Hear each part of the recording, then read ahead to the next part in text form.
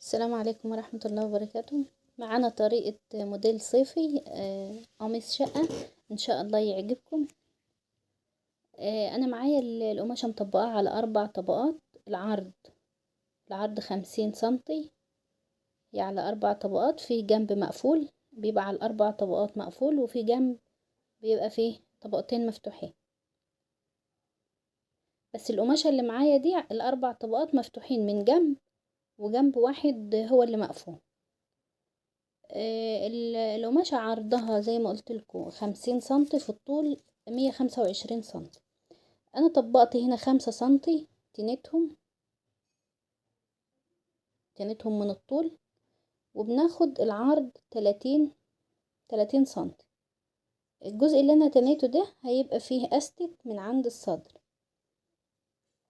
بتنزلي بميول للحرف بتاع القماش، وبتنزلي كام 17 سنتي، ومن عند نهاية العلامة بتاعة ال17 سنتي بتاخدي من العرض 40 سنتي، وعملت علامة. هي المفروض من عند العلامة ال40 دي بنوصلها بال30 اللي فوق. يعني العلامة اللي انا كنت عاملاها جت بعيد شوية، فرجعت وصلت ال17 سنتي اللي نزلتهم من فوق، وصلتهم لتحت لعند العلامة بتاعة ال40 سنتي. تمام كده. بتنزلي كمان يعني ممكن 10 سنتي او 15، بننزل كمان يعني جاي لعند علامة الوسط، بننزل 40 سنتي كمان. انا علمت لقيتها هي عند ال40 سنتي، بنوصلهم بال40 اللي فوق. بتيجي من عند ال40 اللي احنا عملناهم التانيين دول، وبتنزلي على واسع اللي هي هتبقى نهاية القميص من تحت. يعني انا كده نزلت على حرف القماش. يبقى هنا انا جبت 40 سنتي من عند الوسط، و40 سنتي من عند الحرف بتاع الصدر، والجزء اللي جبته 30 سنتي ده هو اللي هيبقى فيه الاستك. هوريلكم ان شاء الله في التقفيل. دي طريقة جديدة في تفصيل القميص البيت او قميص شقة، والتفصيلة دي صيفي، فهي هتعجبكم في الشكل ما شاء الله جميل. انا هنا بقص، هنزل ال17 سنتي، وبعدين يعني انا قصيت 17، ودي متطبقة على 2، لازم تقصيها وهي متطبقة. اللي متطبقة دي 5 سنتي عرضها. هي لما بتتفرد بتلاقوها عاملة زاوية. في التقفيل هتشوفوا الزاوية دي انا عملتها كده ليه.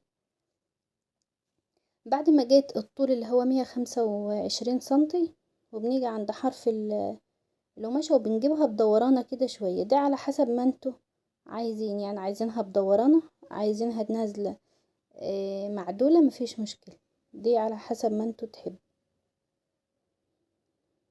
يبقى احنا جبنا الطول 125، طبقنا الحرف 5 سنتي بتاع القماش، ونزلت بعد ما طبقتها نزلت 17 سنتي. وزي ما انتوا شايفين دي القصائص اللي طلعت من الجنب، هنعمل منها 2 حمال للكتف.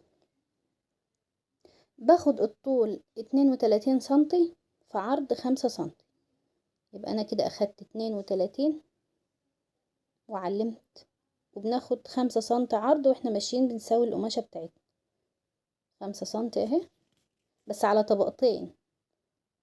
يعني القطعة وهي مفرودة هتبقى 10 سنتي، بس انا بقص كده دلوقتي على طبقتين، عرضها 5 سنتي، في الطول 32. لما بتطبق على 2 كده بتبقى 16 سنتي. 16 في 5 سنتي، دي هتبقى حمال للكتف. انا هقص واحدة كمان زيها، وزي ما انتوا شايفين انا جبتها من القصائص اللي طالعة من الجنب.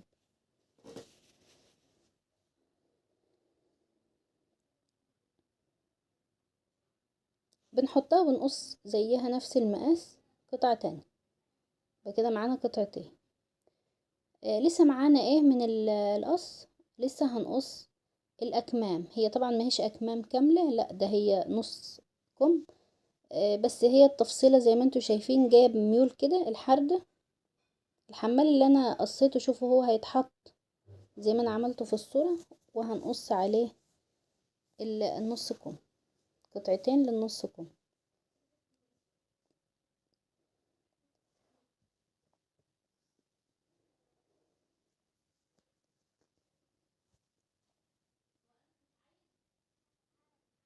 انا هنا طبقت على 4 طبقات عشان يتعمل الكمين مع بعض، او النص كم 2 قطعتين مع بعض. بناخد 28 في 28، يعني انت هتطبقي قطعتين 28 في 28. دي على 4 طبقات كده. علمت 28 من تحت 28 من فوق عشان تبقى مظبوطة. بعد كده هقصها.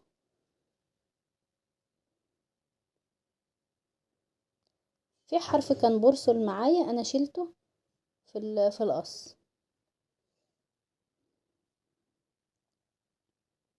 بعد كده هقسمها، كل قطعة تبقى الواحدة، يعني كل آه، نص كم يبقى لوحده، وهوريلكوا هنقصه ازاي.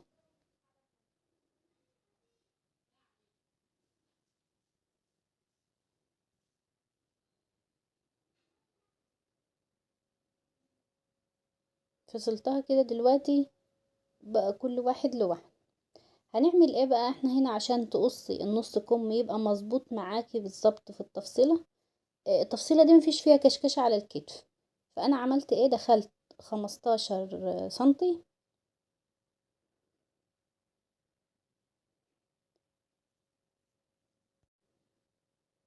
الواجهة المقفولة دي هي اللي هتبقى فوق من عند الكتف. الواجهة المقفولة 28 الطول على ما هو.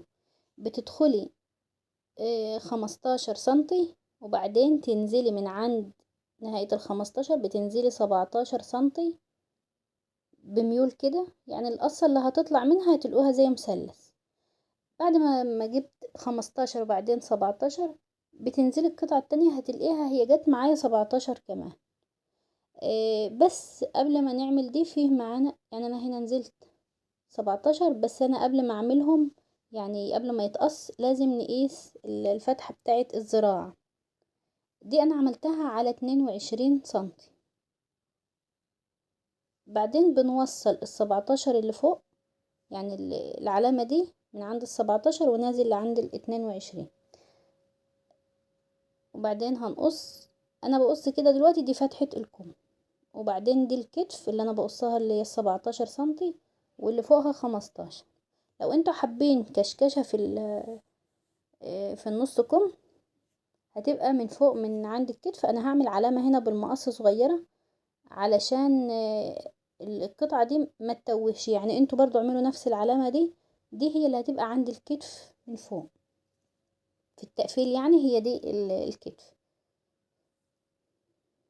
هوريلكوا هي هتتركب ازاي. ده الحمال. على فكرة التفصيلة دي ممكن تعمليها حمال بس، لو ما انتش حابة تركبي نص الكم هي هتتركب بنفس الشكل ده. وهوريلكوا ازاي هنعملها بعد الاستك. كده خلاص القصة بتاعت القميص الشقة جاهزة. هي الطول زي ما قلت لكم على 125.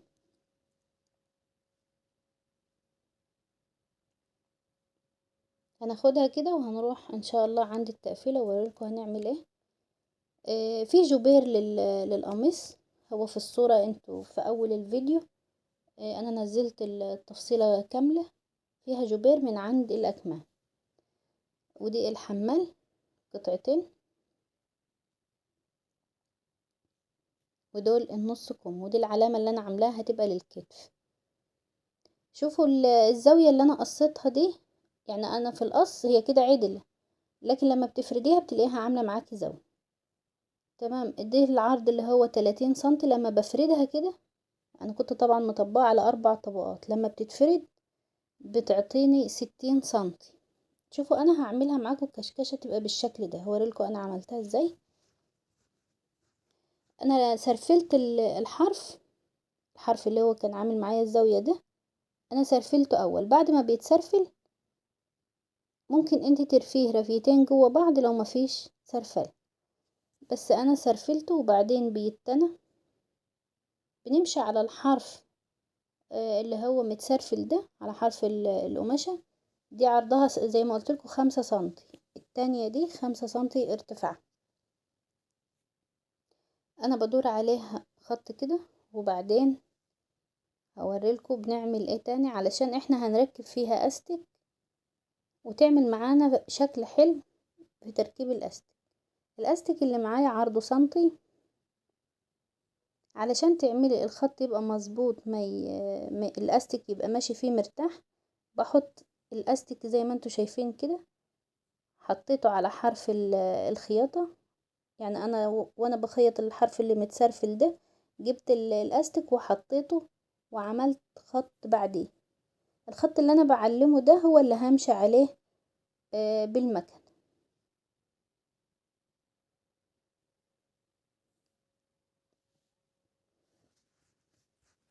انتوا لو حابين تعملوا علامات وتعملوها بالمسطرة عادي زي ما تحبوا، ان هي المهم ان يطلع معاكم الخط مستقيم علشان الاستك يمشي مرتاح وانت بتركبيه.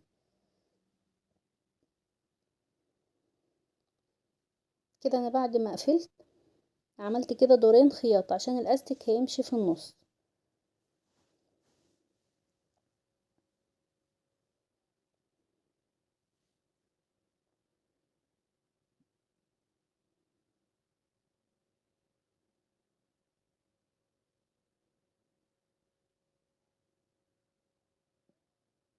كده احنا بنمشي الاستك في الشريطة اللي انا سبتها في النص الخط.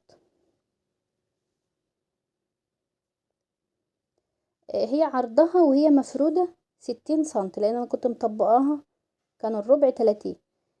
لما بتتكشكش كده بالاستك بتقيسيها على الترابيزة او بالمزورة بتعطيكي 30 سنتي، 31 سنتي.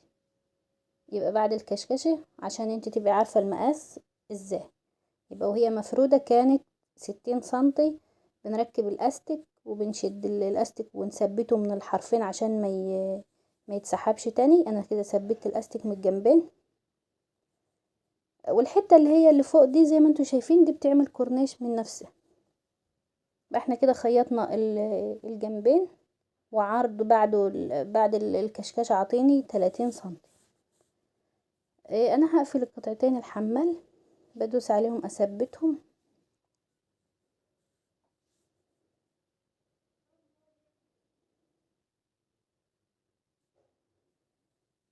كده انا قفلت الاتنين.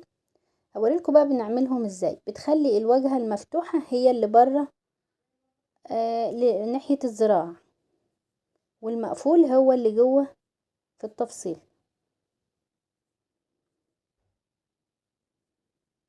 بتحطي الحمال كده والكورنيش هو اللي بيبقى فوق زي ما انتوا شايفين. بس هي كده لو انا خيطتها من الجنب بس هتفتح معاكي وتبوظ، فبنعمل ايه؟ بنساوي القماشة وبندوس عليها خط من فوق اهي، وهوريلكم ازاي بتبقى كده ثابته. كده خلاص اتثبتت معاها، معدتش هتمشي معانا بجنب واحد. بنحط التانية كده وبندوس عليها الحرفين مع بعض، بندوس عليها من الجنب ومن قدام من فوق الكورنيش كده علشان تثبت.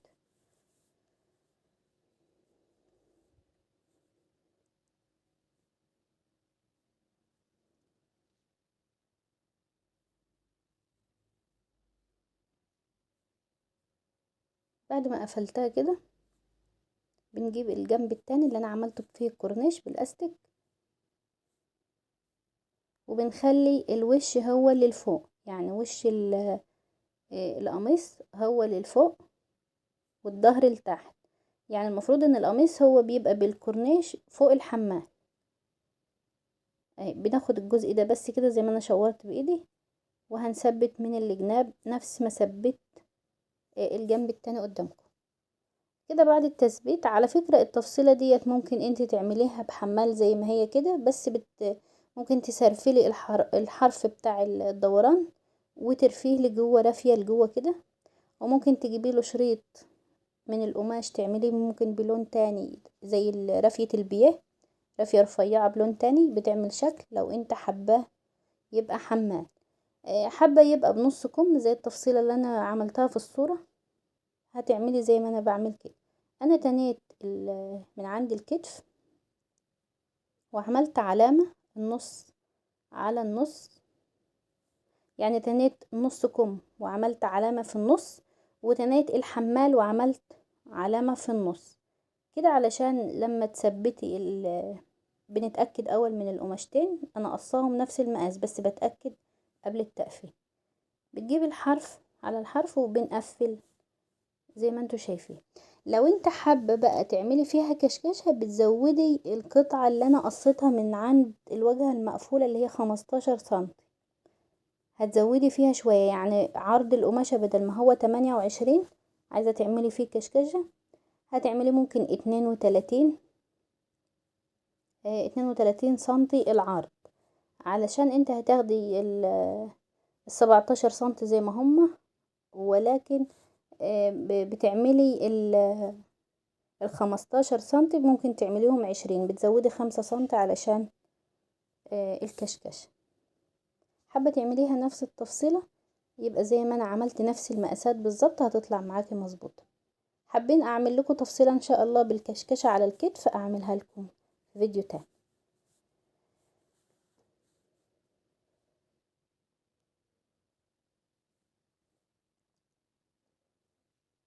ده كده شكلها لو انتوا حابين كشكشة زي ما انا قلت لكم بالظبط.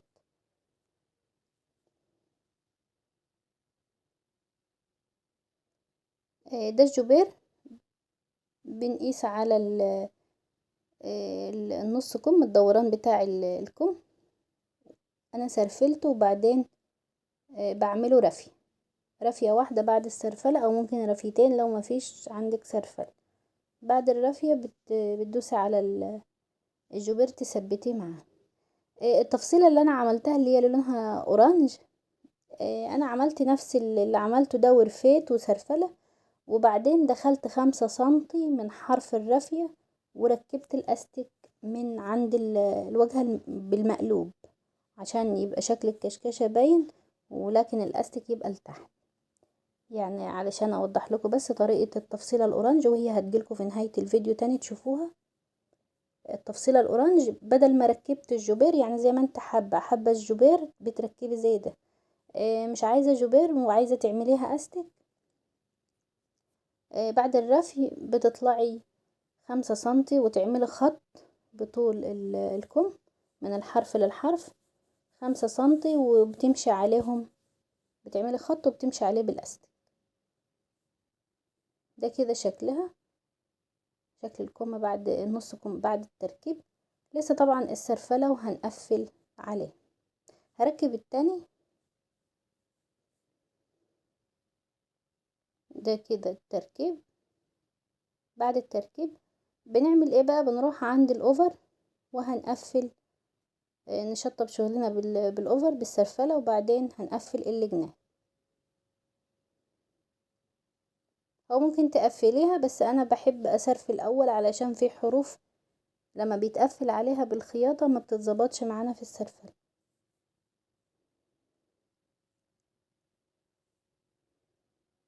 انا كده سرفلت وقفلت من الجنبين سرفلة، بنعيد عليه بقى خياطة زي ما انتوا شايفين.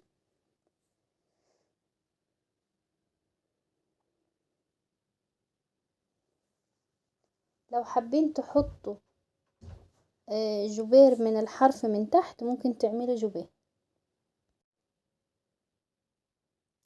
فيه بتاع شريط فيونكة كده انا عملته.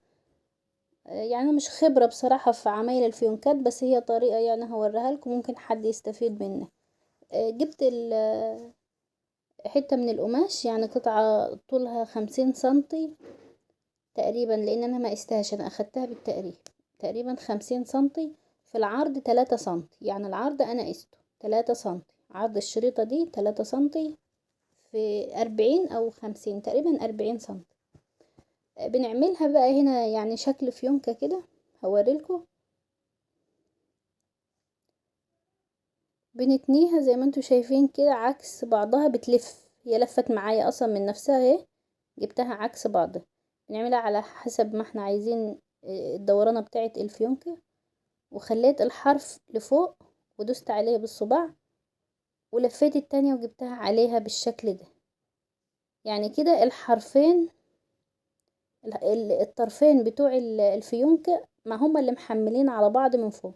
بعد كده بنديهم تثبيتة بالمكنة، وهحط لهم لولاية صغيرة بيضة. يعني بعد ما هثبتهم على القميص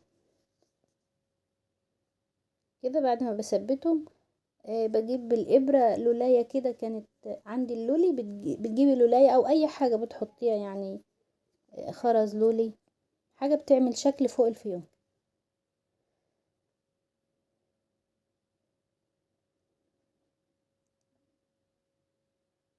انا حطيتها ودوست عليها تثبيتة بالمكنة، عايزة تعمليها بالإبرة مفيش مشكلة، بس بالمكنة هي اتثبتت حلو برضه.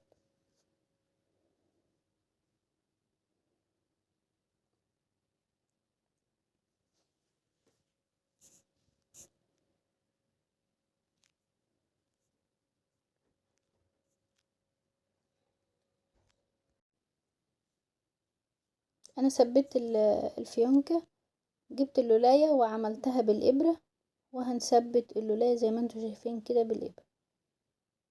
بعدين بنروح عاملين عقدة من ورا، من جوه يعني في القميص، بعد ما بتديها لفتين كده تثبيت، بنعمل عقدة وبعدين نقص الفتل او الخيط.